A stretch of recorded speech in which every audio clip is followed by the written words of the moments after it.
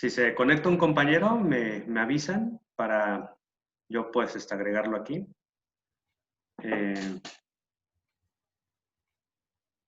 Voy a poner aquí compartir pantalla.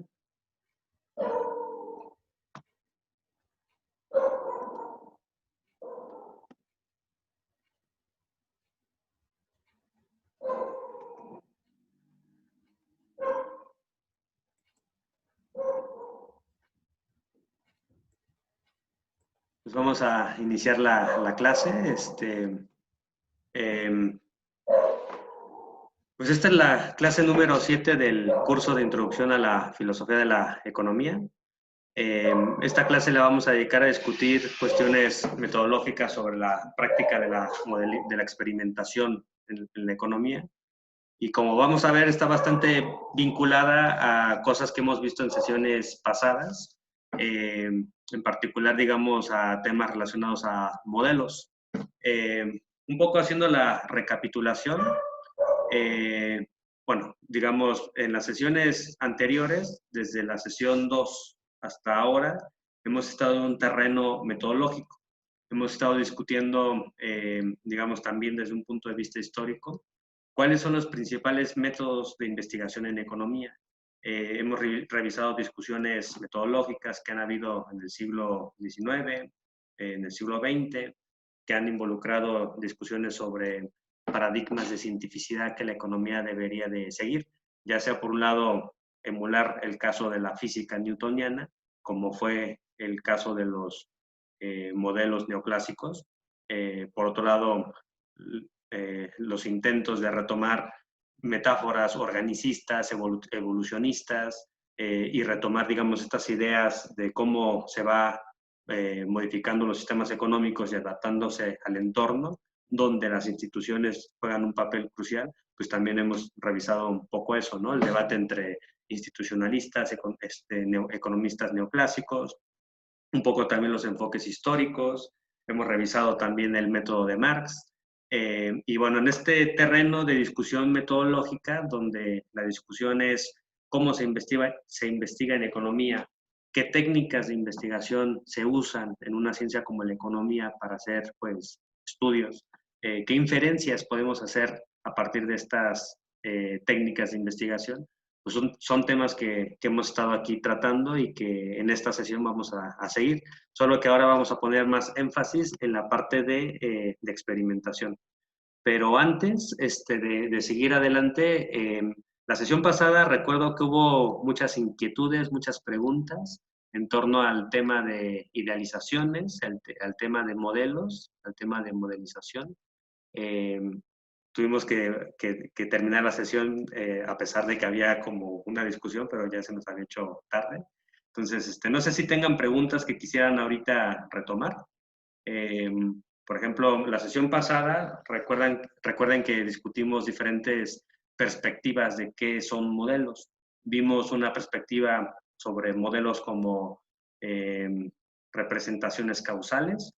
Vimos una noción de modelos como artefactos epistemológicos, donde se pone énfasis en el tipo de objetos que son los modelos y lo que nos permiten hacer. Y también vimos la caracterización de modelos como ficciones, donde se caracterizan más que nada los modelos como metáforas y analogías que nos sirven para estudiar aspectos de la realidad, digamos, usando por un lado la imaginación y por otro lado pues explotando todas las metáforas y todas las analogías que hay. Entonces, si quieren, pues podemos retomar esas inquietudes. También lo podemos hacer después de la presentación, como ustedes quieran. Pero bueno, digamos, parte de la literatura pues está enfocada en esto, en la caracterización de los modelos y las prácticas de modelización. Bueno, entonces, considerando que a lo mejor ahorita no quieren preguntar sobre modelos. ¿Puedo hacer un comentario, Josafat? Sí, claro. Me acuerdo que la vez pasada hiciste alusión al doctor Fausto como una ficción de la que se pueden construir a partir de ahí modelos. Entonces, lo que yo quería comentarte, quedó en el tintero es que así como los modelos que se alimentan de la ficción se van renovando, la ficción misma se va renovando. Y el ejemplo está precisamente en el Fausto de Goethe. Años después, también en Alemania, Thomas Mann escribió una novela que se llama Doctor Fausto. Y es como si la ficción, el mito, se actualizara. Es decir, para no tener como única referencia al Fausto de Goethe del siglo XIX, me parece, Sí. bueno, entonces en mismo Alemania surge una renovación de esa ficción, en donde ya no es el profesor universitario vendiendo su alma al diablo y demás, sino es un pianista. No sé si han leído la novela, es No, no magnífica. la conocía, pero muy interesante eso que mencionas. Sí, sí, sí, ya no tiene elementos mágicos ni metafísicos y demás, sino es una novela más bien de tono realista, en donde el famoso doctor Fausto es un pianista que, gracias a que supuestamente tiene un pacto ahí satánico, descubre, por ejemplo, el dodecafonismo y cosas así. Entonces, lo que quiero decir es que, así como los modelos se alimentan de ficciones, las mismas ficciones se van renovando. O el Ulises de Joyce.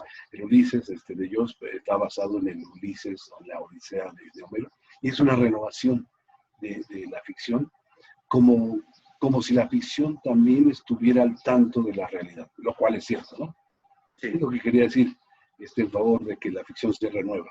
Sí, sí, me parece muy, muy interesante tu comentario, porque justo yo creo que pone énfasis en una parte que quizás la sesión pasada no lo mencioné como debería. Y de hecho es una parte de la literatura actual sobre modelos que se trabaja bastante, que es la vinculación entre modelos y narrativas. Y cómo digamos, las narrativas tienen como diferentes fuentes. Una fuente, digamos, es la cultura que va cambiando, se va desarrollando a lo largo de la historia y todo el tiempo se van generando nuevas narrativas que la gente va compartiendo entre sí. A veces estas narrativas surgen como rumores que posteriormente se van estabilizando y se convierten, digamos, en relatos que toda una comunidad, toda una generación, toda, digamos, la población de un lugar, etcétera, comparten y eso les da sentido, digamos, a cosas que observan. Y digamos, en este contexto, muchas de los mitos, muchos de las ficciones que existen, etcétera, se van resignificando constantemente. Aquí lo que yo quisiera, digamos, decir es que con los modelos pasa lo mismo. Los modelos, digamos, son objetos abstractos que a su vez requieren de interpretación. Y estas interpretaciones van constantemente cambiando y van constantemente cambiando y sucesivamente así va a ser porque, digamos, la historia avanza, los contextos históricos avanzan, los economistas se enfrentan a diferentes problemas históricos y entonces cuando ellos miran sus modelos, modelos que fueron creados hace 200 años o hace 100 años o hace 50 años, los miran con los ojos de su época y entonces eso genera un tipo de interpretación diferente. Entonces, las lecciones que se pueden extraer de los modelos, sobre todo cuando se trata de modelos más como clásicos, todo el tiempo se está modificando y todo el tiempo se está cambiando. Por ejemplo, los modelos de Marx, de los esquemas de reproducción del tomo 2 del Capital, pues en su momento fueron interpretados de una forma, posteriormente fueron interpretados de otra forma y luego de otras maneras, ¿no? Inicialmente pues fueron bastante criticados por los marxistas porque justamente ellos veían que los modelos de los esquemas de reproducción no eran dialécticos, no nos hablaban del fin del capitalismo y no nos hablaban de cómo el capitalismo iba a colapsar. Entonces decían ellos, son modelos que estaban mal, reconocían la genialidad de Marx, pero criticaban esa parte de esos modelos, ¿no? Y Rosa Luxemburgo los criticó por falta de integración de elementos históricos. Pero luego después en el siglo XX hubo otros marxistas que dijeron, pues estos modelos son muy útiles para desarrollar planificación. Podemos desarrollar, digamos, diferentes metáforas y a partir de esas metáforas interpretar los modelos de Marx. Entonces ahí tenemos casos como la matriz insumo-producto, que es súper utilizada en los economistas en la actualidad. Hoy prácticamente ningún economista formado en el siglo XX, siglo XXI, pues, digamos, sería ignorante respecto a las matrices de insumo-producto. Y esas matrices en gran medida tienen una inspiración en Leontief, quien a su vez se inspiró en Marx. Entonces, por ejemplo, ahí los esquemas de reproducción de Marx se interpretaron de forma diferente. Y luego, digamos, ya en los años 70, en los años 80, los teóricos del desarrollo estudiaron a Marx, los esquemas de reproducción, pero más que nada en términos de desarrollo industrial, de cómo promover el desarrollo económico de un país y centrarse pues, en que creciera más el sector dedicado a la producción de capital en vez de la producción de consumo, ¿no? Entonces ahí hubo teóricos, ¿no? Como María da Conceição Tavares, autores como Raúl Prebrich, etcétera, que estaban preocupadísimos por entender crecimiento económico a partir de los esquemas de reproducción. Y así va a ser, digamos, sucesivamente, ¿no? Hay otros economistas que ven a Marx como un teórico del equilibrio general, casi diciendo que es un economista neoclásico que estaba asumiendo el equilibrio general balraciano, ¿no? Entonces, digamos, ahora sí que los esquemas de reproducción, nosotros podemos decir, son objetos que están ahí, objetos abstractos que Marx puso en el tomo 2 del Capital y que en el proceso de interpretación, pues ahora sí que juega mucho la subjetividad del que está interpretando. Y ahí las ficciones juegan también un papel, porque al final son modelos que no representan hechos concretos, sino son hechos abstractos. Ahora, ¿qué se puede extraer de esos esquemas de reproducción? Pues depende cómo se usen. Entonces, sí, eso me parece que es relevante, ¿no? Al menos la parte de interpretación es algo crucial en la actualidad, porque justamente eso es lo que siempre hace que los modelos estén todo el tiempo en movimiento. Entonces yo creo que aquí, pues sí, sería muy importante evitar las esencializaciones. Si quieren, bueno, sigo y mejor damos así, digamos, toda la discusión después de la presentación para que así le entremos con todo. Voy a tratar de hacer una presentación más o menos rápida con respecto a esto de experimentación. Entonces, sobre experimentación. Una de las cosas que ha habido en la filosofía de la ciencia es justamente preguntarse qué es un experimento.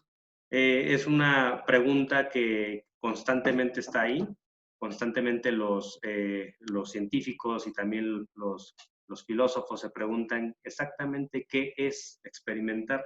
Y bueno, hay toda una literatura al respecto.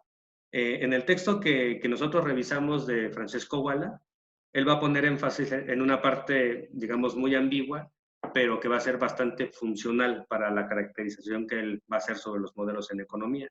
Y esta tiene que ver con la noción de control. Una experimentación es, digamos, simular, reproducir una situación artificial creada por el ser humano, creada por el hombre, creada por el científico, creada por los técnicos, donde se va a poner en interacción diferentes variables controladas, donde se va a controlar qué entra y qué sale del experimento.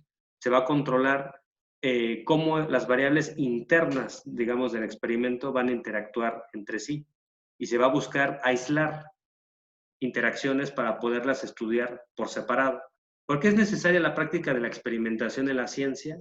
Porque, digamos, en la realidad lo que nosotros vemos siempre es una mezcla de un montón de determinaciones, muchísimas interacciones entre sí que luego no nos permiten ver exactamente cuáles son las relaciones de causalidad ahí en juego.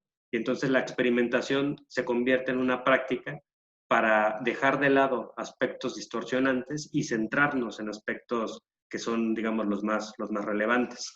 La experimentación se puede entender de diferentes maneras, pero un poco haciendo la conexión con sesiones previas, la noción de idealización galileana en gran medida está vinculada con esta noción de experimentación, donde en el caso de Galileo, él lo que quería estudiar era cómo se relaciona la caída de los cuerpos con una fuerza de atracción, digamos, en un estado puro. Él quería estudiar la caída libre de los cuerpos en estado puro, donde no hubiera factores distorsionantes que jugaran un papel. Entonces, por ejemplo, Galileo le interesaba usar la noción de vacío perfecto que digamos en la literatura actual se entiende como una idealización. Y entonces con esa noción, él dejó de lado aspectos como la resistencia del viento, y él lo que quería mostrar era que el peso de los objetos no tenía ningún papel al momento de medir la velocidad y la trayectoria con la que caen, digamos, en el vacío perfecto. Entonces él, por ejemplo, una de las cosas que se interesó fue medir las caídas de diferentes bolas de hierro de diferentes tamaños en un plano inclinado, que este plano inclinado reproducía lo más cercano posible la idealización que él tenía en mente, que era la caída libre de los cuerpos en el vacío. Como Galileo en su momento no podía reproducir el vacío, lo que hizo fue pensar en un plano inclinado, y luego ese plano inclinado lo construyó en un taller, y él se puso a hacer digamos, a pulir la superficie, y pulía también las bolas de hierro lo más fuerte posible para que cayeran, digamos, de una forma más libre, por decirlo así, sin la interacción del viento. Y entonces él medía las velocidades con las cuales caían los diferentes cuerpos, y de esa forma él trató de reproducir en el laboratorio lo más fidedignamente posible la caída de los cuerpos. Posteriormente, digamos, la noción de vacío perfecto se hizo realidad cuando en el siglo XVIII Boyle construye la famosa bomba del vacío, y entonces ahí ya puede él reproducir una idealización, digamos que era en este caso el vacío. Y entonces en esa época se empiezan a hacer muchísimas experimentaciones para ver qué ocurre, ¿no?, con las diferentes variables controladas. Aquí la clave de toda esta narración que les estoy diciendo es que la experimentación busca reproducir situaciones, otra vez técnicas, creadas de manera artificial por el ser humano, que prácticamente son imposibles de encontrar en la realidad. Pero eso no significa que estos experimentos sean inútiles, ¿no? Son experimentos que lo que nos van a permitir es acceder a diferentes determinaciones, a diferentes relaciones de causalidad, para ver cómo se relacionan entre sí diferentes variables y establecer diferentes conexiones de causa y efecto. Entonces, por eso la práctica de la experimentación en física y luego posteriormente en biología y después, como veremos, en economía, se convirtió en algo bastante importante. Pero estas prácticas de experimentación van cambiando y van, digamos, adaptándose según las condiciones técnicas, según también las preguntas que se van haciendo los investigadores del momento, y también, digamos, según los paradigmas de cientificidad de la época. La experimentación pues ha estado presente, digamos, en la ciencia moderna, y fue una de las principales, digamos, diferencias que tuvo la física galileana con respecto a la física aristotélica. Digamos, de ahí se da un primer salto en esta nueva forma de creación de conocimiento en la modernidad. Ahora, dentro de todo este contexto donde, digamos, en las ciencias naturales se naturalizó el uso del método experimental, una de las preguntas más frecuentes que se hacían los teóricos de la economía, los teóricos de las ciencias sociales, los teóricos, como le llamaba John Stuart Mill, de las ciencias morales, era: ¿se puede aplicar el método experimental en las ciencias sociales? ¿Sí o no?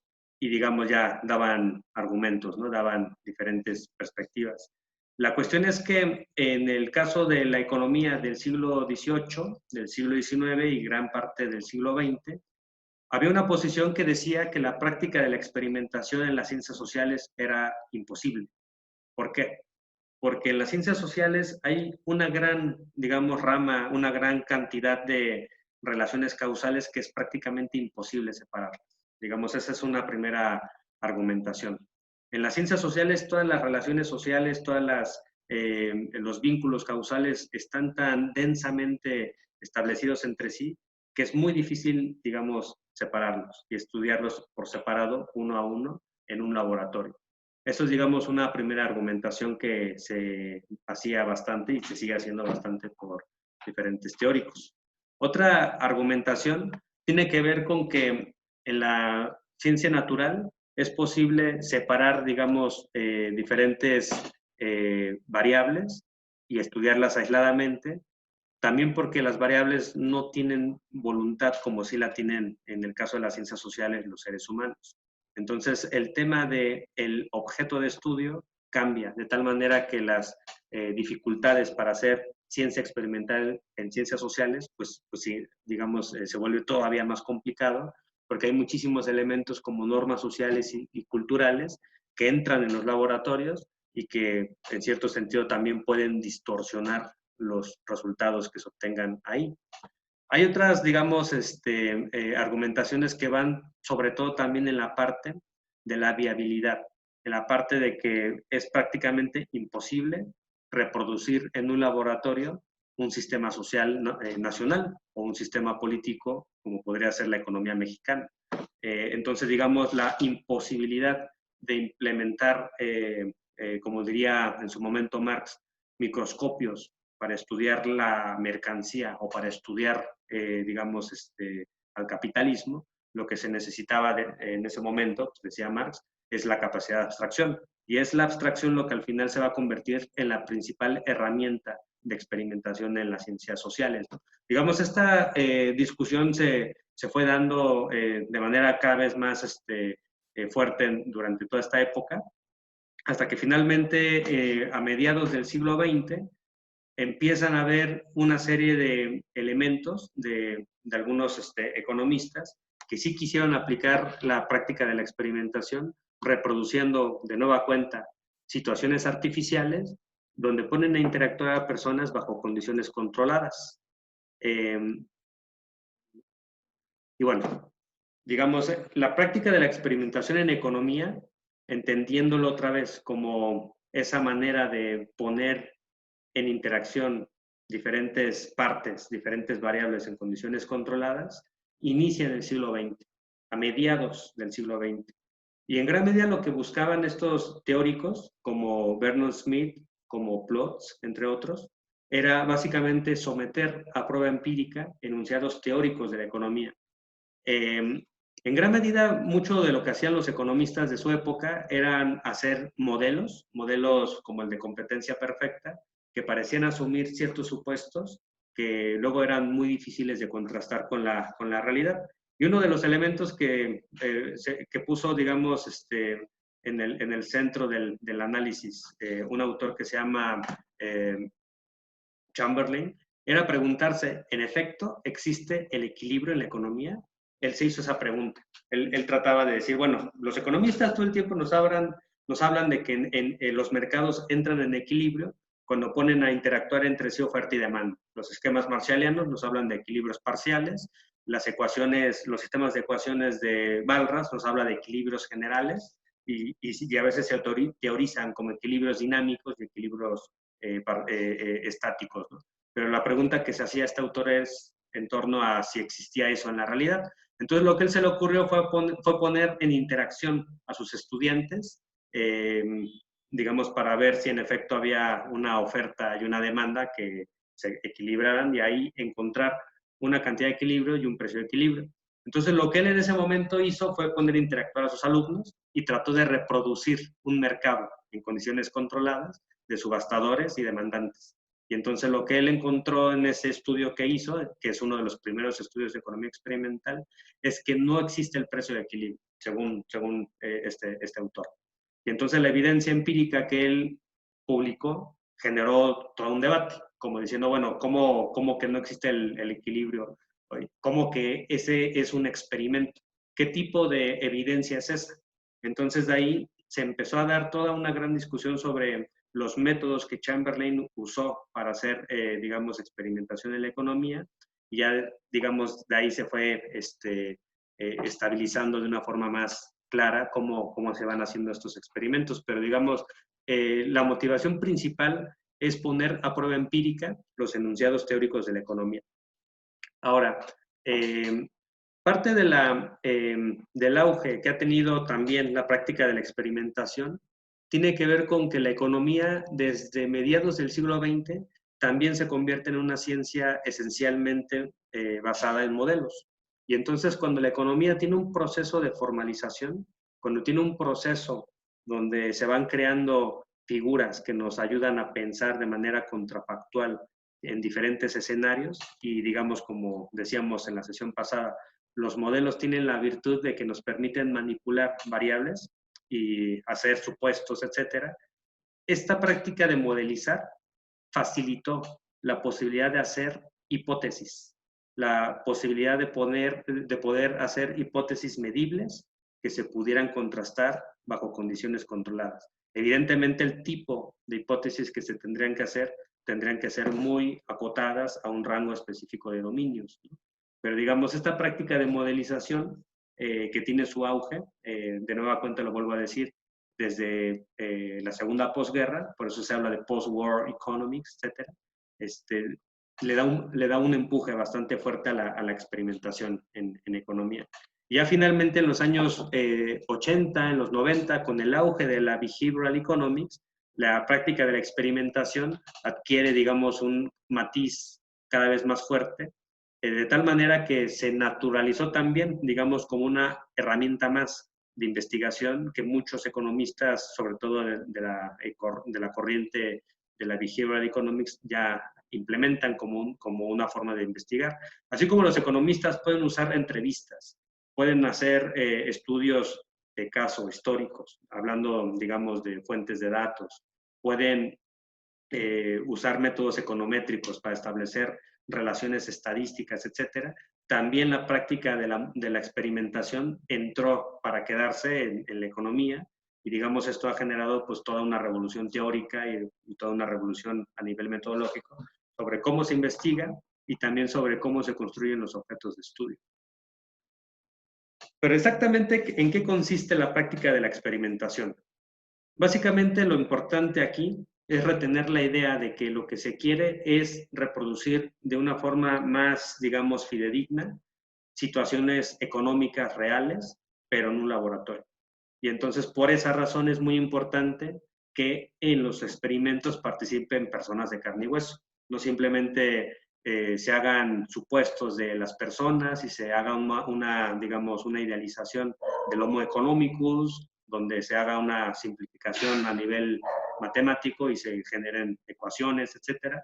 Digamos, la economía experimental busca desidealizar a la noción de agente racional, poniendo en interacción directa personas de carne y hueso y digamos, en este contexto esas personas se ponen a interactuar bajo reglas de interacción específicas. Porque, digamos, la manera en cómo uno pone a las personas a interactuar va a generar ciertos resultados y va a evitar otros resultados. Entonces, aquí el tema de las reglas se vuelve crucial. ¿Bajo qué reglas vas a poner a interactuar a las personas? Entonces, por eso ahí se vuelve muy importante ver qué es lo que se quiere medir. Posteriormente, otro de los elementos cruciales para poder hacer buenas experimentaciones en economía es que los participantes entiendan bien todas las reglas. Si tú pones, digamos, a una persona a interactuar con otra en un contexto digamos, de subastas, la persona tiene que entender bien qué se vale y qué no se vale. ¿Qué técnicas sí se vale para persuadir, digamos, a la otra persona para que le compre su objeto? ¿Qué técnicas no se valen para promover su producto? Y así sucesivamente. Entonces, aquí lo importante es que a los participantes no se les engaña, no se les da información falsa. Se les dice exactamente cuáles son las reglas que se valen dentro del laboratorio y muchas veces se usan incentivos que pueden ser monetarios o que pueden ser también, digamos, premios, pueden ser tasas, pueden ser dinero fiduciario, etcétera. Pero el punto es reproducir de una forma lo más realista posible un mercado, digamos, en este sentido. Y, digamos, una de las cosas que se integró desde más o menos los años 70 a la actualidad es lo que se conoce en las ciencias médicas como los experimentos, los ensayos clínicos aleatorios, los randomized control trials.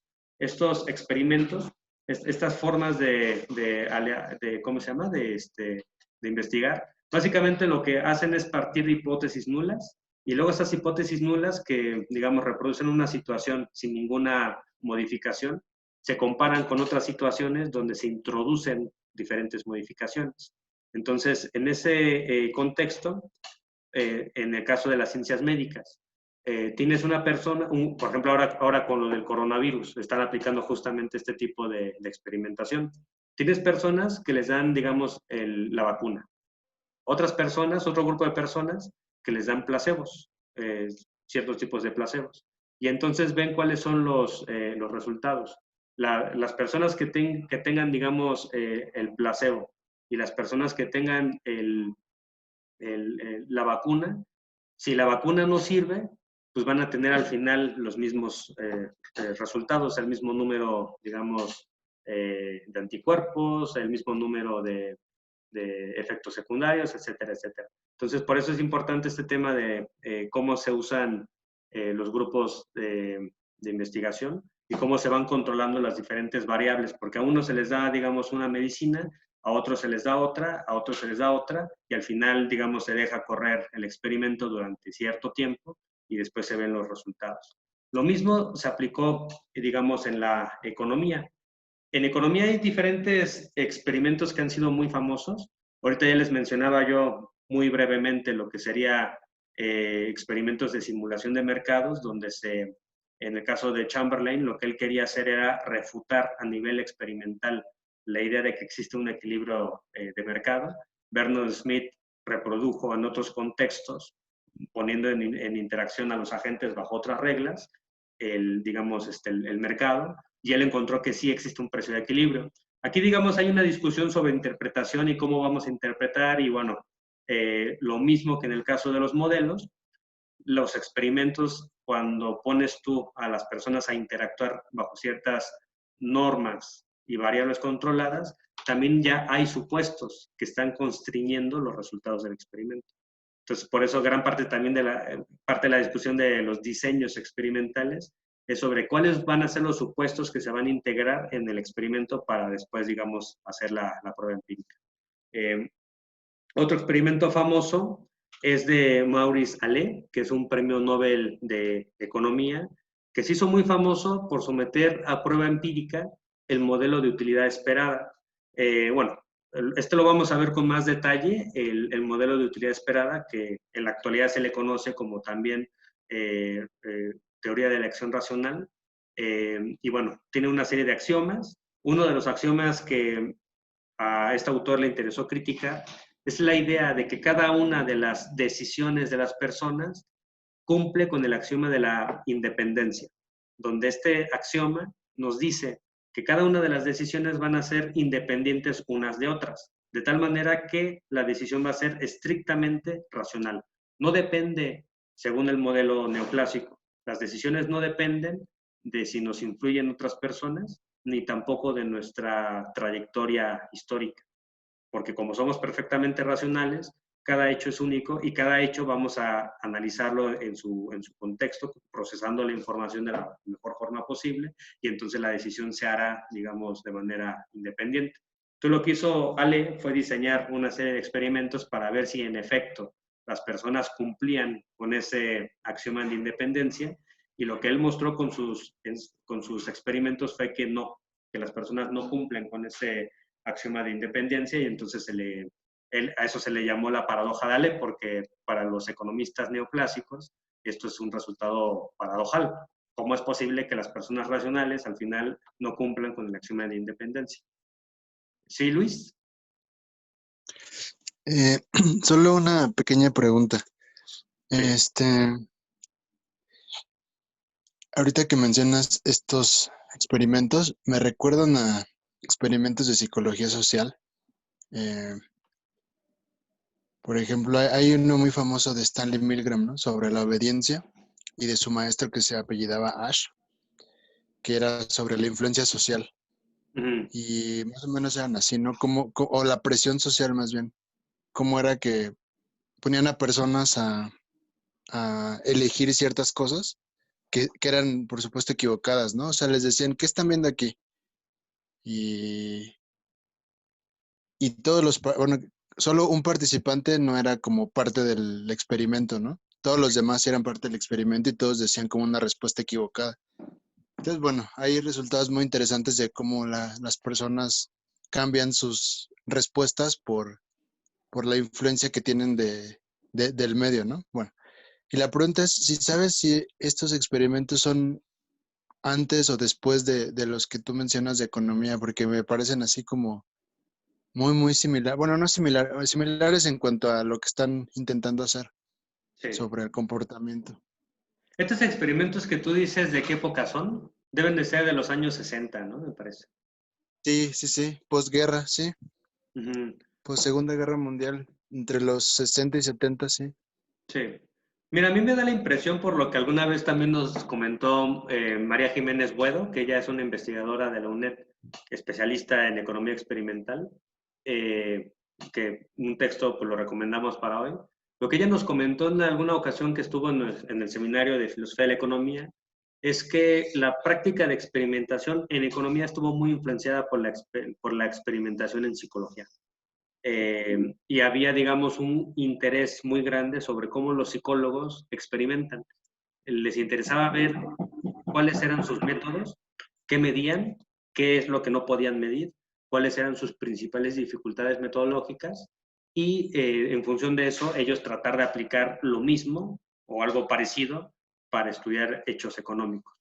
En el caso de este autor que se llama Vernon Smith, que él es la principal referencia en economía experimental, es un premio Nobel de Economía del 2002.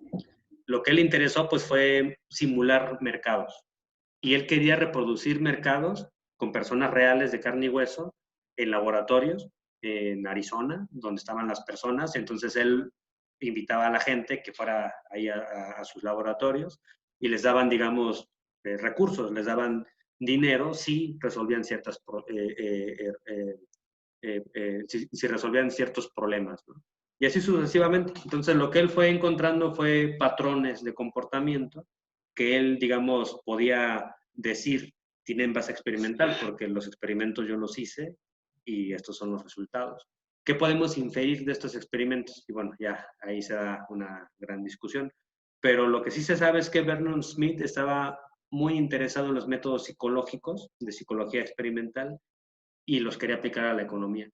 Y luego, digamos, otros autores como Daniel Kahneman y Amos Tversky, ellos escriben su obra, bueno, lo vamos a ver ya con más detalle en la sesión correspondiente, pero ellos escriben su obra principal en los años 70, entre los 70 y los 80, y ellos son psicólogos de la toma de decisiones.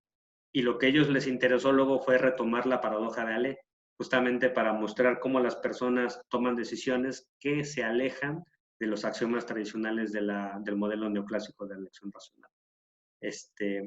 Y bueno, esos elementos psicológicos luego fueron retomados por los economistas para tratar de modelizar a la gente ya con otro tipo de racionalidad, que no, digamos, sea la tradicional asumida por el Homo economicus, sino por el Homo sapiens. Entonces ahí tenemos el trabajo de Richard Taylor, etcétera. Todo esto lo digo porque al final a mí me da la impresión que los trabajos experimentales en economía y los trabajos experimentales en psicología van en paralelo. Obviamente, digamos, hay una retroalimentación, quizás hay más experiencia experimental en psicología que en economía, pero el punto es que hay economistas que quieren aprender de los psicólogos para tratarle de dar una base empírica más sólida a su noción de agente racional y desde ahí construir, digamos, una nueva noción de economía. Como son agentes que, o al menos en el caso de este autor que yo estudio bastante, Herbert Simon, lo que a él le interesa, digamos, es estudiar la racionalidad acotada, como lo vamos a ver más adelante, pero también siguen asumiendo el supuesto de individualismo metodológico, donde creen que lo económico parte de individuos. Lo que ellos van a criticar de la economía neoclásica es que su noción de individuo no tiene sustento empírico. Digamos, ese es el punto clave. Y como hay experimentos cada vez más fuertes en psicología que se pueden usar en economía, la idea que van a tener estos economistas de la economía del comportamiento es usar esos métodos para hacer experimentos que sometan a prueba empírica enunciados teóricos de la economía neoclásica y después tratar de reelaborar a nivel conceptual otra manera de entender al individuo y desde ahí construir una nueva manera de entender hechos económicos. Bueno, creo que me adelanté varias sesiones, espero no haber spoileado las clases, pero bueno, todo lo vamos a estar viendo constantemente en relación unas cosas con otras porque, digamos, la ciencia es así. O sea, la ciencia constantemente, todo está relacionado con todo y todo va en paralelo, ¿no? Entonces, por ejemplo, en este caso, la práctica de la modelización va en paralelo, reitero, con, por un lado, prácticas de experimentación y también va en paralelo con lo que se hace en otras disciplinas como la psicología. A los economistas les interesó bastante también modelar dilemas de bienes públicos, porque una parte importantísima de toda esta literatura es que ellos parten de la teoría de juegos. Digamos, eso también es importante decirlo. La noción de agente racional, como lo vamos a ver en futuras sesiones, tiene un proceso muy largo de formación. El punto es que en la obra de von Neumann y Morgenstern, como que se cristaliza una noción de agente racional que se axiomatiza. Ese es el punto. Se axiomatizó la noción de agente racional en el modelo de utilidad esperada y lo que sería la teoría de juegos. Y una vez que se axiomatizó esa noción, se pudo someter a prueba empírica. Y, digamos, de ahí se puso a interactuar bajo dilemas del prisionero a diferentes agentes. Entonces, lo que se entiende ahora como dilemas de bienes públicos no es más que un dilema del prisionero. Si quieren, se los explico después con más detalle, pero el tema es que se pone a interactuar a personas para saber si van a ser personas que van a cooperar o no en ciertas situaciones. Y entonces lo que quieren medir es qué tanto las personas que cooperan, digamos, lo van a hacer de manera racional y reiterada, y qué tanto los elementos de cooperación van a caer, ¿no? Conforme se vaya reproduciendo un juego de interacciones entre diferentes agentes. Entonces aquí hicieron una serie de experimentos y detectaron ciertas cosas, ¿no? Igual el experimento está más reseñado en el artículo de Francisco Guala, aquí nada más lo que me interesa es mencionarlo. Y mencionar que también hay un juego que se llama El Dictador y el juego del Ultimátum, que ese juego es súper famoso. Cuando ustedes hablen o escuchen hablar a alguien de economía experimental, seguramente les va a hablar de este juego, que consiste en tener a dos agentes. Les voy a hablar del juego del, digamos, primero del dictador. Tienes a dos agentes. Un agente, que es el agente A, recibe una cantidad de dinero y le dicen, digamos, como parte de las reglas. Ahora tú tienes que darle una cantidad de dinero al agente B. El agente B no puede decidir, no puede decir nada. Y entonces tú, como eres el único que va a decidir, decides lo que quieres, ¿no? Entonces, en esos juegos, que se reprodujeron igual en laboratorios, las personas que recibían 100% de riqueza, de dinero, ellos se quedaban con 80% y le daban a la gente B 20%. Digamos, a veces subían todavía más el nivel de agandalla y se quedaban con 90% y le daban 10% al jugador B. Y como el jugador B no podía hacer nada, pues digamos, ellos aprovechaban de esa situación y de esa manera maximizaban, digamos, su utilidad, dándole casi nada a la gente B y ellos quedándose con muchísimo. Luego se hizo una variante que le llamaron el ultimátum, donde la cantidad de dinero que se le ofrecía a la gente A, los dos se la quedaban siempre y cuando la cantidad propuesta por el agente A a la gente B lo aceptaba. Y si B aceptaba la cantidad, entonces los dos se quedaban con la cantidad propuesta por A. Lo que ocurrió fue que cuando A le proponía a la gente B distribuciones de 80% él y 20% B, B prefería quedarse sin nada y rechazaba la oferta y así los dos se quedaban sin nada, ¿no? Entonces, ese solo hecho de que la gente B decidiera quedarse sin nada iba en contra de las predicciones hechas por el modelo neoclásico, porque un modelo neoclásico diría que un agente racional a nivel económico preferiría quedarse con cualquier valor por encima de cero. Pero en este caso, parece ser que hay factores psicológicos, como el factor, digamos, del sentido de justicia, que lo que hizo es que la gente B prefiriera castigar a la gente A por haber sido una persona, digamos, poco solidaria, por haberle dado una opción, digamos, poco digna de distribución de la riqueza, y el quedarse con la mayoría, ¿no? La gente A, y dejar en poco a la gente B. Entonces, a la gente B, mostrando en cierto aspecto su dignidad, prefería decir nada. Y estos experimentos se reprodujeron muchísimo, muchísimo, y con diferentes variables, con diferentes especificidades, etcétera, pero digamos que se cristalizaron bastante en la práctica de experimentación de la economía, de tal manera que incluso habían personas que decían que a partir de estos experimentos se podía generar una nueva noción de agente racional, en el sentido de agente recíproco. Es decir, si el agente B, perdón, si el agente A era, digamos, un agente, pues, gandalla con el agente B y le ofrecía cantidades desiguales, el agente B iba a tener una actitud de no aceptar nada y también castigar al agente A. Digamos, en ese sentido, una acción poco solidaria se responde con otra acción poco solidaria. Pero en cambio, si el agente A prefería darle al agente B cantidades de 50% y 50%, el agente B aceptaba la oferta y entonces los dos cooperaban y los dos se quedaban con la misma cantidad. Entonces, ahí, en este caso, una acción de cooperación, de solidaridad, se responde con otra acción de cooperación y digamos, de solidaridad. Esta idea después se fue formulando y desarrollando más, de tal manera que ahora hay economistas que hablan de agentes recíprocos, en vez de hablar de agentes maximizadores de utilidad homoeconómicos. Y digamos, ahí hay toda una discusión sobre qué tanto esta nueva noción de agente racional en efecto es nueva y qué tanto rompe con la noción neoclásica.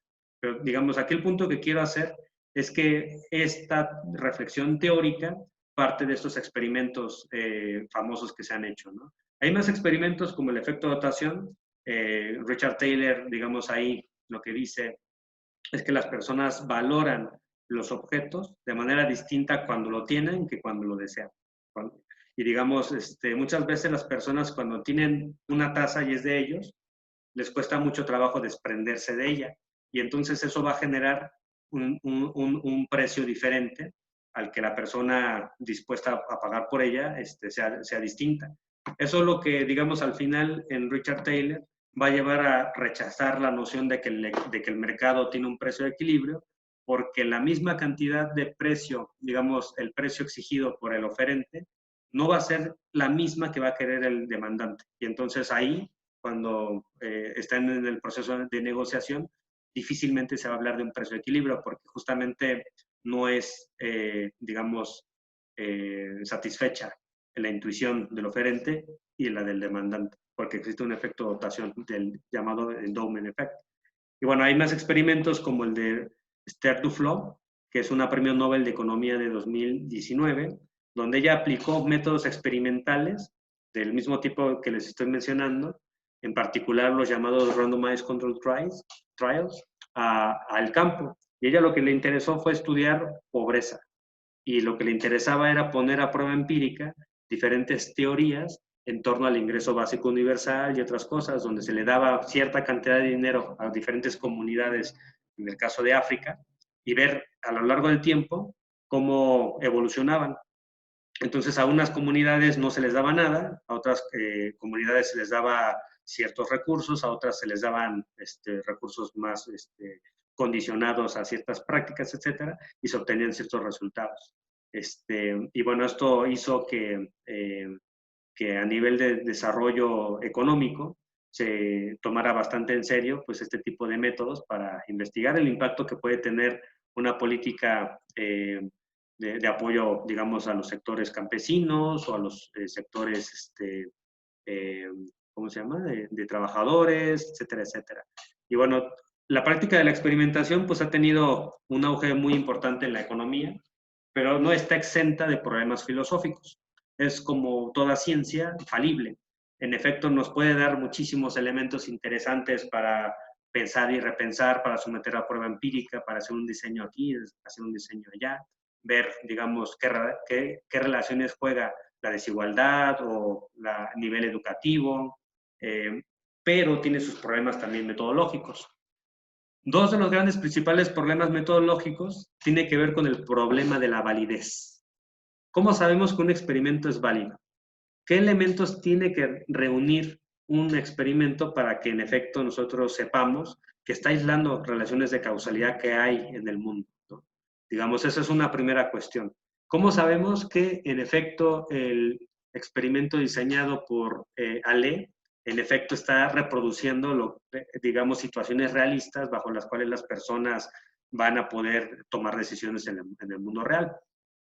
Un tema también muy importante es que muchos de los resultados experimentales parecen contradecir a la economía neoclásica, pero cuando uno analiza los ejemplos, uno ve que se usan, digamos, como recompensas, dinero ficticio o fiduciario, y no es lo mismo a usar dinero real.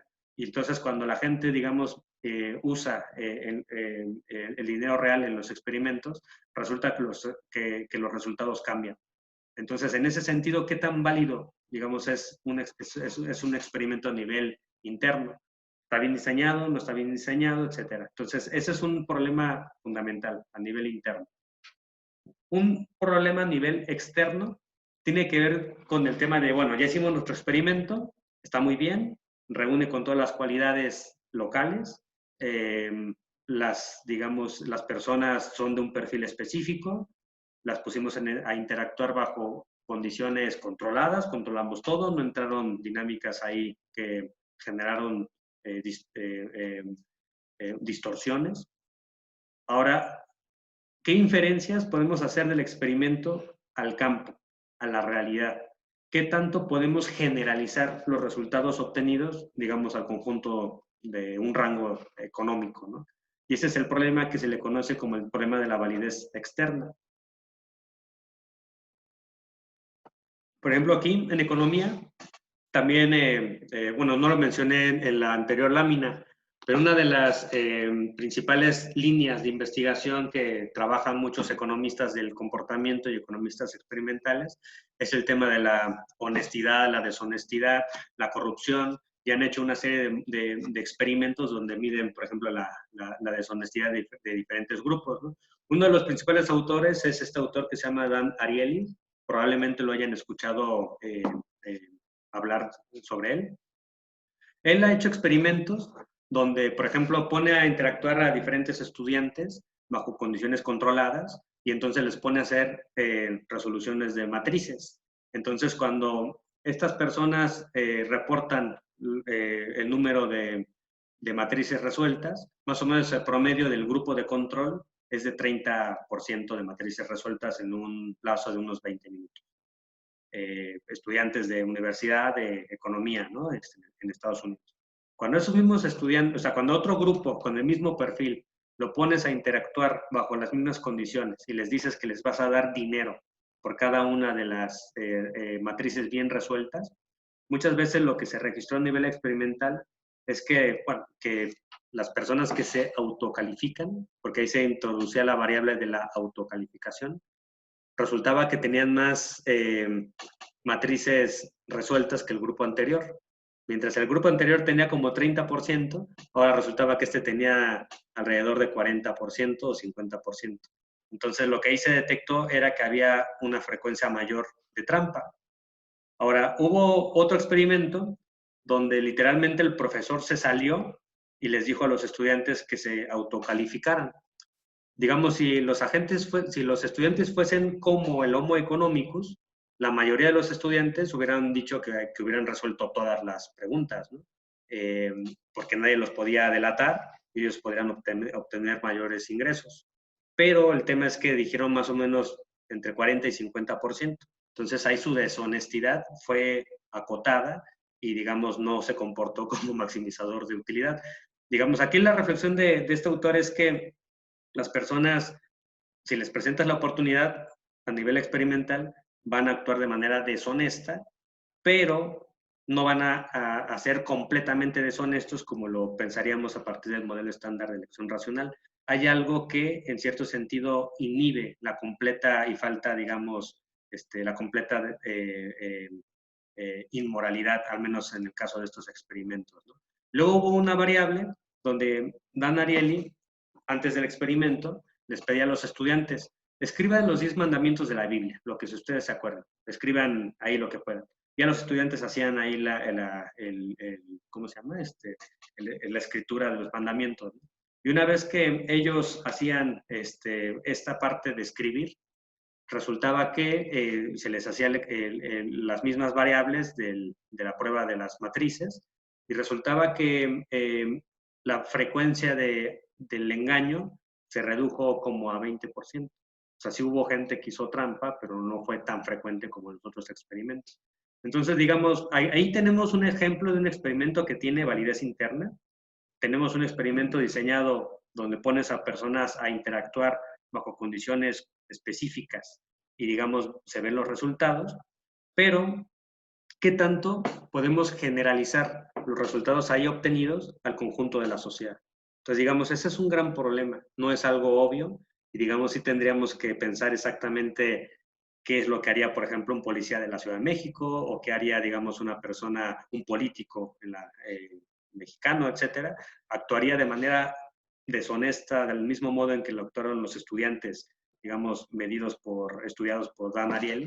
Eso es un tema, ¿no? Y justamente para tratar de cerrar las brechas entre lo que se obtiene en un laboratorio y lo que sería, digamos, la realidad, se generaron una serie de experimentos en el campo, donde más bien pones a las personas del campo a interactuar en un experimento para ver cómo esa gente de ese contexto específico actúa. De esta forma, digamos, hay estudios donde se trata de ver cómo jueces resuelven dilemas morales, y entonces ya jueces que en efecto fallan constantemente, hacen fallos jurídicos en los MPs, etcétera, se les han hecho estas preguntas y se les ha tratado de hacer estos experimentos para ver ellos exactamente qué es lo que hacen. Y bueno, se han encontrado ciertos resultados, digamos algunos buenos, algunos malos, etcétera. Pero el punto es que hay experimentos que no solo ya se hacen en el laboratorio, sino que también se hacen en el campo. Ahora, uno de los problemas también metodológicos, y me parece que esto es un problema muy general de toda la ciencia, es lo que se le conoce como la llamada tesis Duhem-Quine. La idea es que de Duhem, de Quine también, pero aquí en particular es Duhem, la idea es que las teorías son unidades holísticas, son sistemas donde están todas las, digamos, las proposiciones relacionadas entre sí. Una hipótesis nunca se puede formular en términos aislados, siempre es parte de una teoría que le da sentido. Y cuando esta hipótesis, digamos, se somete a prueba empírica y se falla, digamos, ¿qué parte de la teoría es la que está mal? Digamos, ¿qué premisas, qué supuestos, qué postulados son las que están mal? ¿Qué es lo que se refuta? Y lo que decía Duhem en su libro de inicios del siglo XX, era que, o sea, que a nivel lógico no podemos saber. Lo que necesitamos es apelar, digamos, a un nivel práctico de la intuición, digamos, al buen sentido, como le llamaba Duhem, y ver qué parte de la teoría es la que podría estar mal, y esa parte que podría estar mal, tratar de modificarla, etc. Pues lo mismo pasa en los experimentos, ¿no? Aquí en economía. Cuando se refuta, por ejemplo, la teoría estándar de la elección racional en los juegos del ultimátum, ¿qué parte exactamente de la teoría es la que está mal? ¿Qué parte de los supuestos está mal? O, por ejemplo, pensemos quizás no a nivel experimental, pero sí a nivel un poco más social. Si somos autores que nos casamos con una teoría como, por ejemplo, el monetarismo, y nosotros pensamos, como Friedman, que la inflación es un fenómeno monetario, y, digamos, pensamos en un contexto de hiperinflación, que reduciendo la masa monetaria va a bajar la inflación, y en efecto en algunos países se reduce la masa monetaria, pero no hubo una reducción de la inflación, digamos, ¿qué parte de la teoría del monetarismo de Friedman estaría mal? Si somos totalmente duhemianos, podríamos decir todo está mal. Yo estaría como en esa vertiente, ¿no? Pero, digamos, si somos un poco más cautelosos, pues es que no todo lo que dijo Friedman está mal. Digamos, como sea, pues fue un teórico que hizo su trabajo, etcétera. Tendríamos que hacer el trabajo fino de ver qué partes exactamente son las que tuvieron mal. Podemos poner otro ejemplo. Por ejemplo, en el caso del marxismo, se suele decir bastante que Marx había predicho el fin del capitalismo y que el capitalismo iba a colapsar a finales del siglo XIX, principios del XX. En esos años pues, ocurrieron una serie de descomposiciones del sistema, se dio las guerras mundiales, se dio la crisis del 29, se generó una polarización social enorme, se generaron revoluciones sociales en diferentes continentes, pero al final el capitalismo se mantuvo con vida. Digamos, una primera pregunta es, ¿la predicción de Marx se cumplió o no se cumplió? Ahora, en caso de que, digamos, el capitalismo se mantuvo vivo, por lo tanto, la predicción de Marx fracasó, la pregunta sería, ¿qué de la teoría de Marx estuvo mal? ¿Qué de la teoría de Marx se tiene que reformular? Y bueno, de ahí pues han surgido diferentes corrientes, ¿no? Aquí lo que me interesa decir es que la tesis Duhem-Quine es una tesis filosófica que me parece importantísima tomar en serio, digamos, para hacer análisis filosóficos de diferentes modelos en economía. Y aquí, digamos, simplemente lo que hice fue tratar de poner más ejemplos que muestren cómo esta tesis es, digamos, un problema filosófico, no solo a nivel experimental, sino a un nivel más general de lo que sería toda la ciencia económica. Otros problemas filosóficos tienen que ver con cómo caracterizamos los experimentos. Y aquí, digamos, hay una discusión entre Euskal y Maki, entre este autor que se llama Francesco Walla, Mary Morgan, que tiene que ver con que si los experimentos son en realidad abstracciones, o son modelos, o son simulaciones. ¿Cuál es la diferencia entre experimentar y simular? ¿Cuál es la diferencia entre modelar y experimentar? ¿Cuál es la diferencia entre, digamos, hacer una abstracción y, digamos, reproducir a nivel artefactual, a nivel técnico, a nivel tecnológico, una situación artificial? Entonces, digamos, ahí las diferencias conceptuales pues, no son tan claras, ¿no? En cierto sentido, uno podría decir, cuando uno hace un experimento, en el fondo podría ser que uno está simulando situaciones ficticias, ¿no? Pero son ficticias no solo a nivel conceptual, sino que son ficticias a un nivel artefactual, porque las estamos reproduciendo y adquieren una realidad, pero no son naturales. La realidad, la naturaleza y la sociedad no se nos presenta como en los laboratorios. Pero digamos, entonces ahí, ¿cuál sería la diferencia entre una simulación computacional y, digamos, un experimento? Los dos serían, en cierto sentido, situaciones ficticias, pero en un caso, los objetos con los cuales se está, digamos, tratando, en un caso como las simulaciones computacionales, son representaciones matemáticas o representaciones algorítmicas. Y en el caso de los experimentos, son personas de carne y hueso. Entonces, ahí, digamos, hay una ontología que parece generar una diferenciación entre ambos, ¿no? Y bueno, elaborar exactamente cuáles serían las diferencias, pero también las similitudes, es todo un trabajo filosófico que también se discute bastante. Y lo mismo con respecto a cómo interpretar los experimentos, porque resulta que muchas veces uno obtiene un resultado experimental, pero de ese resultado experimental puedes obtener muchísimas inferencias. ¿Cuál de ellas es la correcta? Por ejemplo, si tenemos un experimento, como el caso del juego del ultimátum, y decimos, el agente B actuó de una forma tal que a nivel emocional decidió castigar al agente A porque el agente A era insolidario, un economista de la corriente neoclásica puede decir, fue coherente con su curva de utilidad, con su función de utilidad, porque, digamos, él priorizó como interés propio, pues digamos su dignidad y castigó al otro. Entonces, digamos, ahí podemos hacer un parámetro y hacer una derivación y decir, pues en realidad fue una persona que fue coherente con el modelo estándar de elección racional. No necesariamente, dirían los economistas neoclásicos, todo agente racional tiene que actuar solo movido por el dinero.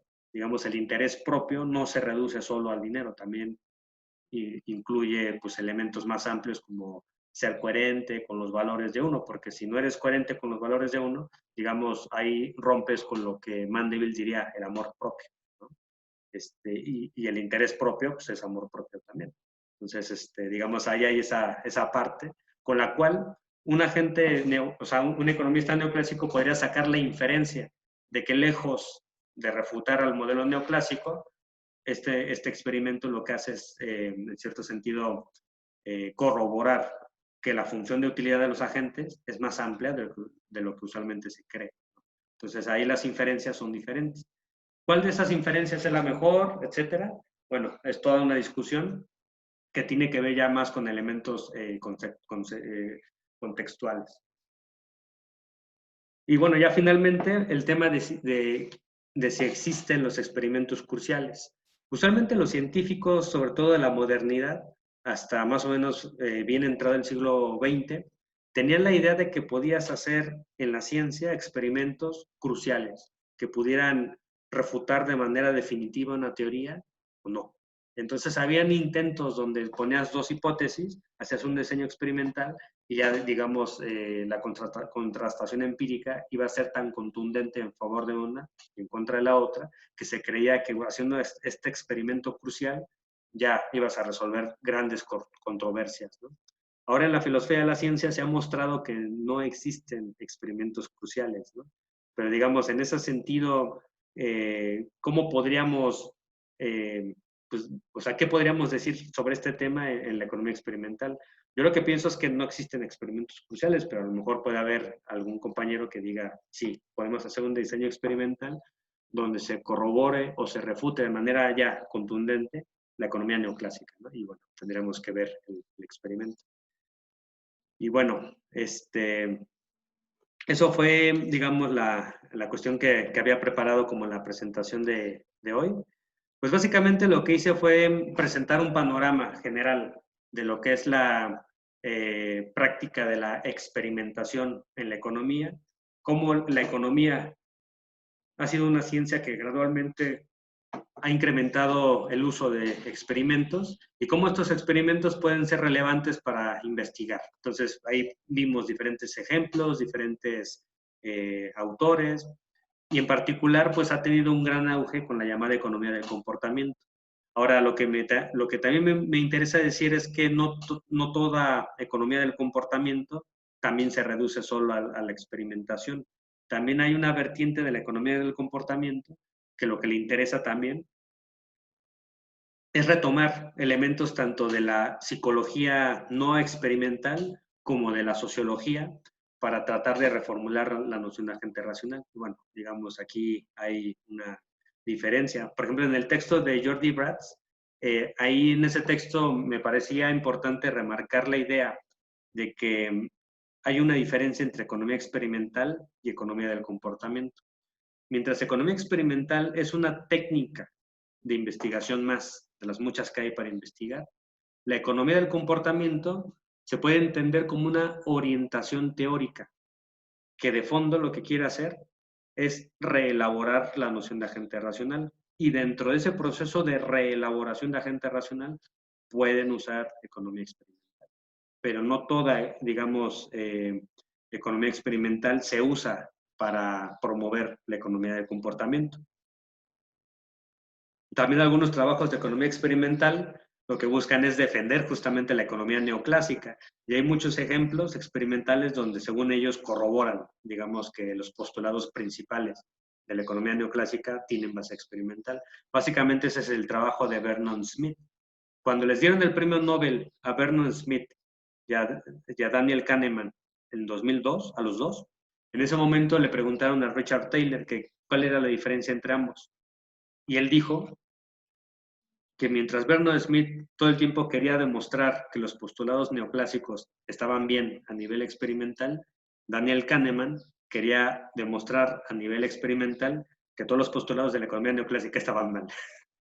Digamos, eso era un poco la manera en cómo Richard Taylor lo formuló. Esto para decirles que no toda economía experimental es antineoclásica y están a favor de la economía del comportamiento. Ahora, de la economía del comportamiento, no toda es basada en la economía experimental, sino que también toman en cuenta elementos también de simulaciones computacionales y también otra evidencia empírica como lo que nos dan los estudios de campo de la sociología y la antropología. Y bueno, me parece que eso es de momento la clase, bueno, lo que les tenía preparado para hoy. No sé si tengan preguntas, si tengan alguna inquietud sobre este tema de economía experimental.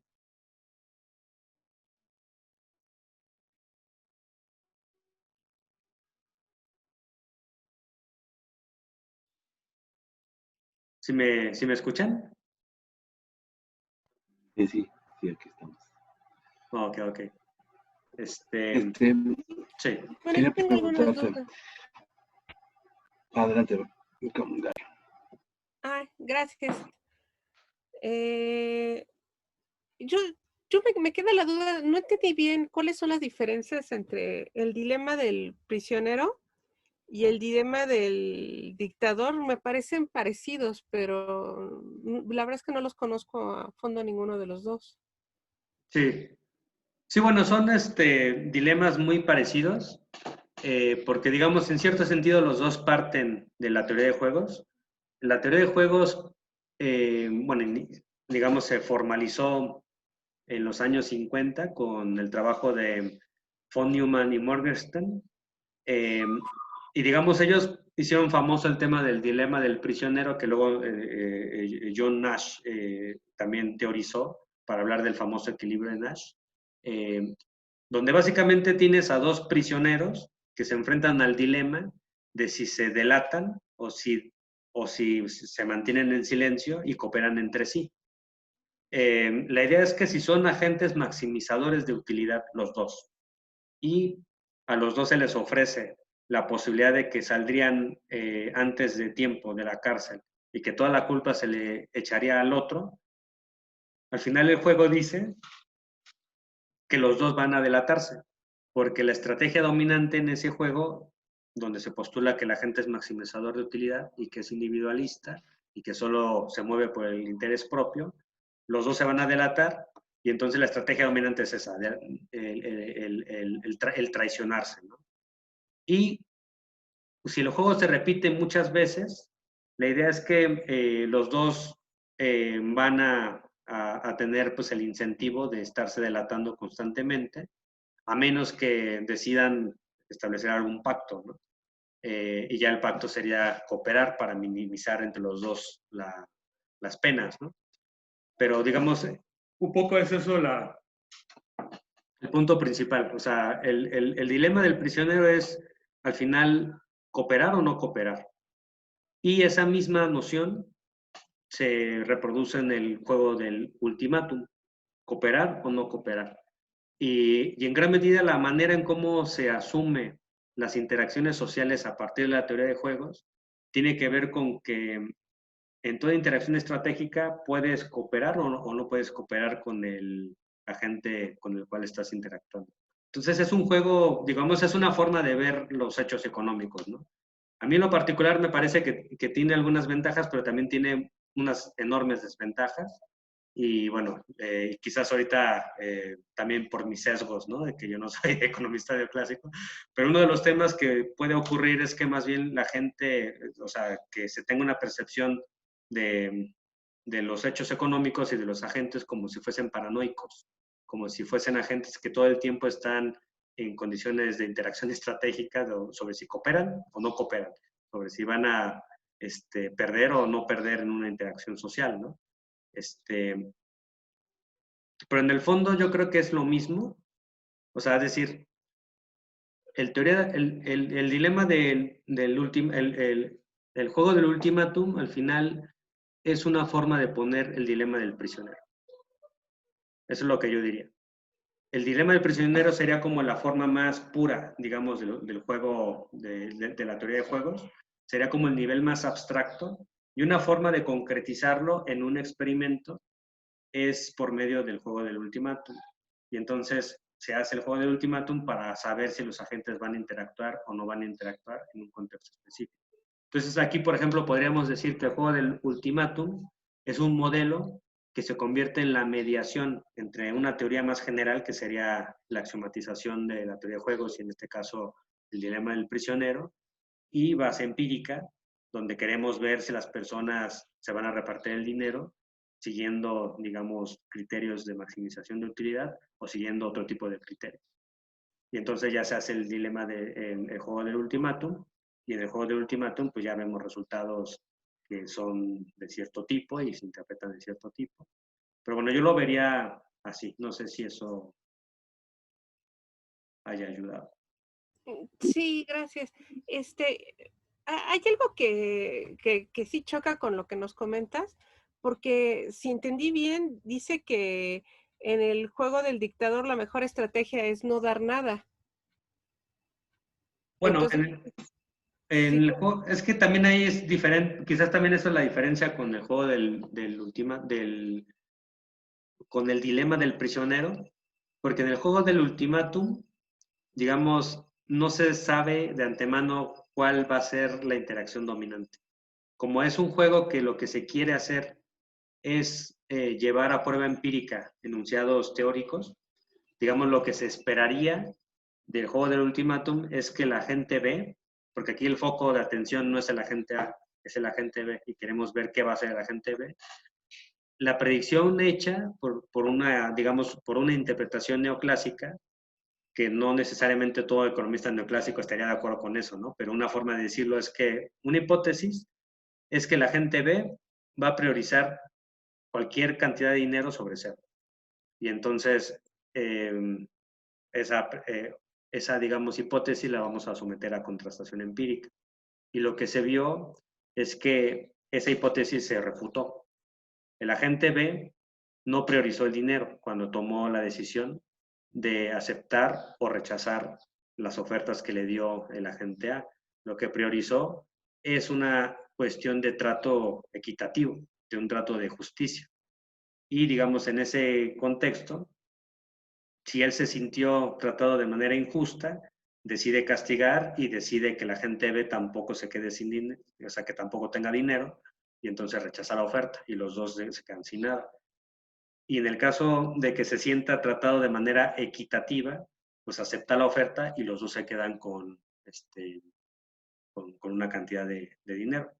Entonces, lo que hay en común es la cooperación, pero la diferencia con la teoría de juegos, perdón, con el dilema del prisionero, es que el dilema del prisionero no es un dilema hecho para contrastación empírica. O sea, es un teorema que se hizo a nivel matemático, a nivel conceptual. Lo que le interesaba en su momento a estos autores, y en particular a Nash, era mostrar cómo las personas, siguiendo su propio interés, pueden llegar a situaciones peores a nivel social, ¿no? Digamos, en cierto sentido ahí lo que se refuta es la mano invisible de Adam Smith, ¿no? Pero eso a nivel teórico, a nivel estrictamente teórico. Pero a nivel empírico, digamos, no hay forma o no es tan fácil someter a prueba empírica ese dilema del prisionero, pero se usa como una especie de metáfora. Y entonces ya a nivel de experimentación se diseñó este experimento del juego del ultimátum, pensando en que quieren ver si los agentes cooperan o no cooperan. Y bueno, ya las reglas de interacción fueron tales que se diseñaron para ver básicamente la respuesta del agente B. Y el agente B, pues tuvo una serie de comportamientos que sorprendieron, digamos, a los economistas, ¿no? Y ya cuando les sorprendió, pues ya aquí es donde entra la interpretación, cómo interpretamos esos resultados del agente B. ok, gracias. Sí, sí. Pero sí es un tema interesante que incluso hasta la actualidad se sigue discutiendo, ¿no? Yo ahorita te acabo de dar una interpretación, pero pueden haber otras, ¿no? Por ejemplo, María Jiménez Buedo, dentro de las cosas que decía, es que el juego del ultimátum en realidad puede verse como un tipo de termómetro, que lo que puedes hacer con ese experimento es replicarlo en diferentes condiciones sociales, con diferentes agentes, con diferentes variables y ver qué pasa. Y digamos, ver, digamos, ahí cómo son las interacciones sociales. Una variante que se aplicó en lo que se conoce como neuroeconomía y economía corporalizada fue poner a las personas que jugaban los juegos del agente A y el agente B a hablar, digamos, entre ellos, que se conocieran entre ellos físicamente y hablaran durante unos 20 minutos.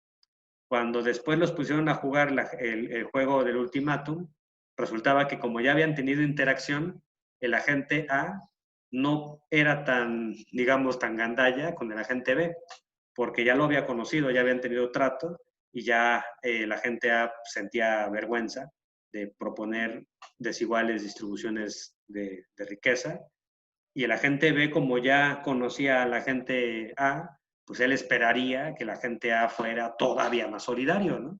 Y entonces cuando los ponías así, digamos, a jugar el juego, resultaba que los dos tendían de manera natural a un equilibrio, bueno, más bien a una mayor interacción igualitaria, y entonces la cooperación aumentó bastante, digamos, en ese juego. Simplemente introduciendo la variable de poner a las personas a hablar durante 15 minutos antes del juego. O sea, ¿eso qué nos dice?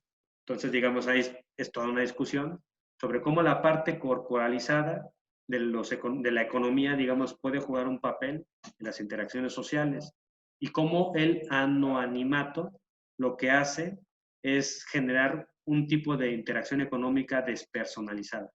Y esta interacción despersonalizada lo que hace es que las interacciones entre los agentes sean todavía más ríspidas y más duras. Entonces, digamos, esa es otra variante del juego del ultimátum. Y así como ese han habido muchos, muchos. Luego los ponen electroencefalogramas y los ponen a interactuar entre sí y ven qué partes del cerebro se activan cuando hacen el experimento, y ven que hay una parte que sería esta parte de aquí, creo que se llama prefrontal, no me acuerdo, como yo no soy neurocientífico, no me acuerdo bien, pero ven, digamos, interacciones entre ciertas áreas del cerebro y la interacción económica. Y así sucesivamente.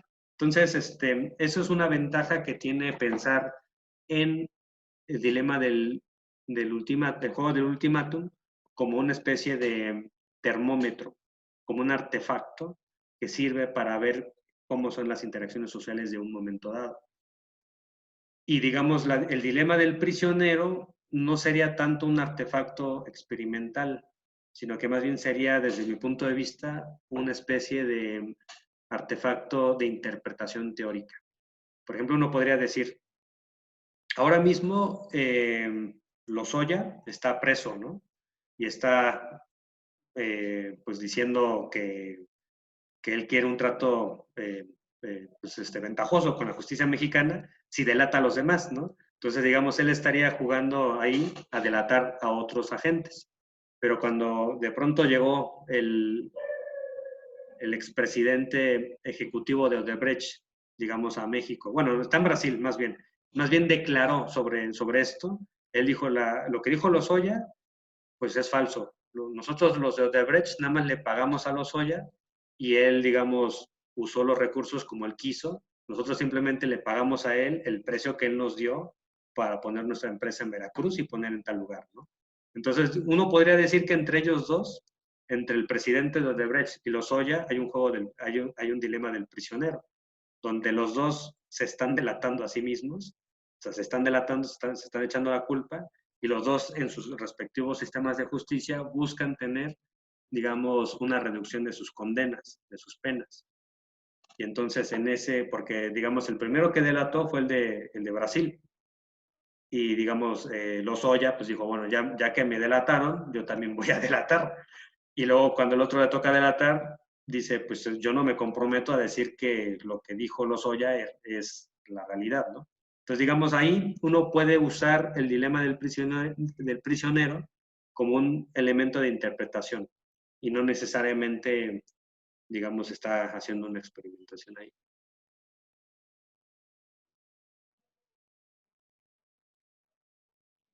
Arturo, ¿tú querías comentar algo? Sí, hablando de modelos y de experimentación, no sé si tengas alguna referencia del modelo de desarrollo estabilizador que estuvo en los 40, 50, 60 aquí en México, si eso se consideró un experimento y si hay una medición de qué tan exitoso fue. Sí, ese es un tema muy interesante, porque digamos una posición que se tiene en las ciencias sociales, digamos, previa a esto, ¿no? O digamos haciendo omisión de la literatura experimental actual, hay algunos economistas que dirían, sí, fue un tipo de experimentación histórica, ¿no? Y más bien la historia tendría el papel de laboratorio para los economistas y los científicos sociales, como el laboratorio de los físicos y los químicos, ¿no? Entonces hay economistas que creen que la historia es su laboratorio. y que las pruebas empíricas que ellos necesitan contrastar, digamos, a nivel empírico, se pueden contrastar solamente mirando la historia, mirando hechos económicos, mirando episodios históricos y ver si ciertas hipótesis son coherentes con ese hecho o no. Incluso Milton Friedman llegaba a decir que la contrastación histórica también es parte de un método de experimentación, solo que en lugar de hacer una especie de predicción del futuro, estamos haciendo una retrodicción hacia el pasado, donde se someten a prueba empírica ciertos enunciados y luego se ve si se corroboran o no se corroboran a nivel histórico, ¿no? Ahora, con respecto a lo que dices del modelo de desarrollo estabilizador, yo lo que diría es que los economistas experimentales no dirían que eso es un experimento, porque las condiciones bajo las cuales se están, digamos, dando las interacciones ahí no eran controladas. Entonces dirían, ahí no controlábamos nada, todas las variables estaban abiertas, ocurrió N cosas, eso no le podemos llamar experimento, porque no queda claro qué hipótesis se estaba corroborando y qué hipótesis se estaba refutando, ni queda claro qué variables estaban dentro del experimento, ni qué variables estaban fuera del experimento, y no queda claro el diseño interno, ¿no? Digamos, de la experimentación. Entonces, dirían estos economistas, eso no es una experimentación. A nivel más filosófico, por ejemplo, John Dewey diría que sí es un tipo de experimentación, pero ya la noción de experimentación en Dewey es diferente. Tiene que ver con puesta en práctica de ciertas hipótesis. Entonces Dewey diría, sí fue un experimento, no en el sentido de laboratorio, sino fue un experimento social, donde se sometió a prueba empírica ciertas hipótesis a nivel económico y se logró resultados, ¿no? Y se logró obtener ciertos resultados que fueron buenos para el país. Entonces, digamos, Dewey diría sí, fue un experimento, no como de laboratorio, pero fue un experimento histórico, social, y ya está, ¿no? Ahora, la pregunta que sería Dewey es, ¿por qué ese experimento no se pudo replicar durante más tiempo después, ¿no? ¿O por qué en la actualidad con López Obrador, o sea, por qué simplemente no seguimos el desarrollo estabilizador? Lo que dirían es que hay que ver condiciones de adecuación empírica, ¿no? Condiciones de adecuación histórica. Pero bueno, no sé si con eso... Sí, en palabras de Antonio Ortiz Mena, me parece que se apellidaba, el secretario de la época de Díaz Ordaz, Guillermo Ortiz. Sí, creo que era Antonio, sí. O Antonio. No me acuerdo, Antonio pero Ortiz. es Ortiz Mena, sí. Ortiz Mena decía, vamos a gastar solo en lo que está etiquetado, no gastar más. Entonces, ahorita que mencionas que cómo fue que vino al traste, me parece que fue con Echeverría cuando empezó a gastar de más. Y eso rompía con el desarrollo estabilizador, endeudarse, gastar de más, dejarle un poco manga ancha a la inflación, etcétera, etcétera. Pero tal vez si se hiciera un estudio más acotado, de acuerdo con Dewey, como dices tú, podríamos encontrar las condiciones en donde ese desarrollo estabilizador funcionó, que como mencionas, no son las mismas que ahora. No es fácil repetirlo.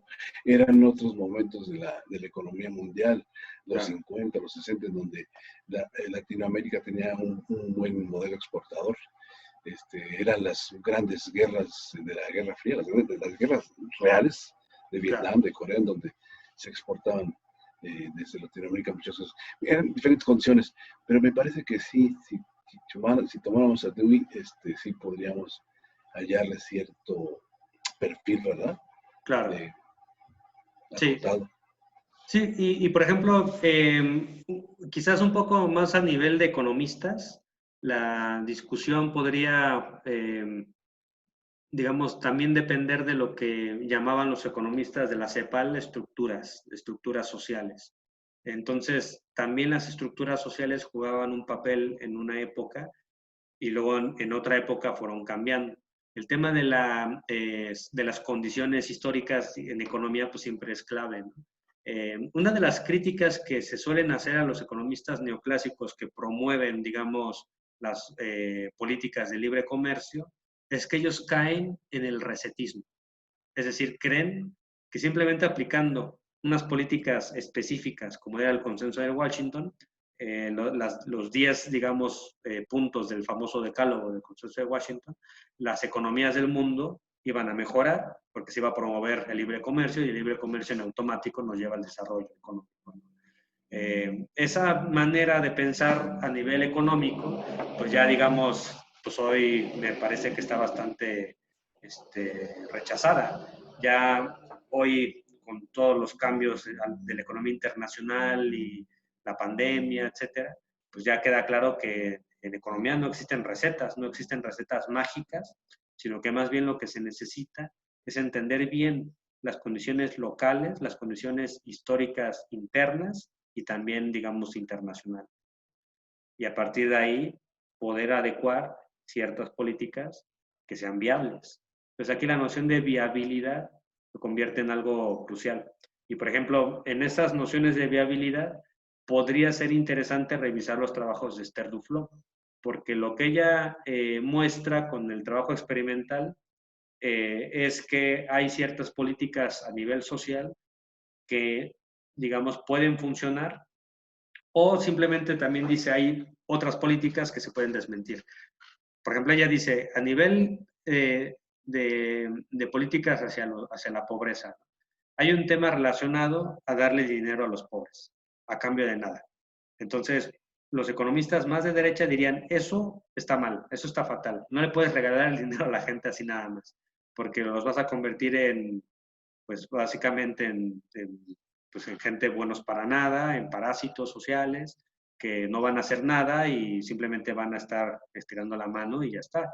Digamos, hay muchos economistas que están en contra de que se les dé ingreso a las personas sin trabajar, ¿no?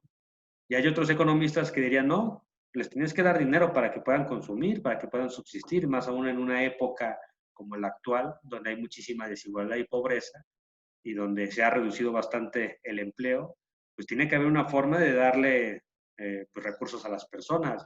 Entonces lo que ella hizo fue hacer una serie de experimentos donde trataba de someter a prueba empírica estas discusiones que ella llama ideológicas. Dice, bueno, vamos a ver a nivel experimental qué ocurre. Y lo que encontró a nivel experimental es que, digamos, no fue tan catastrófico como planteaban los economistas neoclásicos, pero tampoco fue tan bueno como lo planteaban los economistas heterodoxos, de que darle dinero a la gente así nada más iba a ser bueno, sino como que en realidad los resultados de su experimento fue que habían personas que recibían el dinero, con ese dinero pues, tenían consumo, y que sí habían personas que buscaban trabajar, pero tampoco era como que tan fuerte el resultado, ¿no? Ahorita no recuerdo así los detalles, ¿no? Pero digamos, ahí el método experimental puede servir como para estudiar algunas hipótesis que pueden luego después implementarse ya en políticas más grandes de desarrollo económico. No sé si te acuerdas del tema que expuse de sistemas producto. Esto de sistemas producto estaba encaminado pues un poco a generar temas de empresarialidad y de exportación entre los productores. Pero ahora que mencionas de esto de dar dinero sin nada a cambio, aún así, con un sistema, con una estrategia de ese tipo, los subsidios no desaparecían. Es decir, el Estado mexicano y incluso un poco la derecha, sobre todo la derecha del interior del país, reconocía que los subsidios eran necesarios para contrarrestar cosas que eran reales. Por ejemplo, las políticas de dumping que se daban en otros países, que había subsidios en países como Francia a sus vinos o Estados Unidos a su naranja. Entonces, no se podrían satanizar los subsidios porque otros países supuestamente, absolutamente neoliberales, capitalistas, también lo hacen.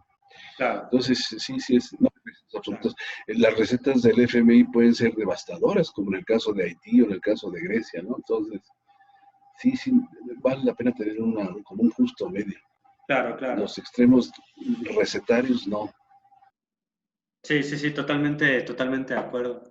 Y sí, y yo creo que ese tema de qué tanto podemos tomar los hechos de la historia como experimentos también es un tema que requiere de bastante análisis, ¿no? Porque, digamos, no es fácil decir simplemente que no y ya, pero tampoco es fácil simplemente decir que son experimentos, ¿no?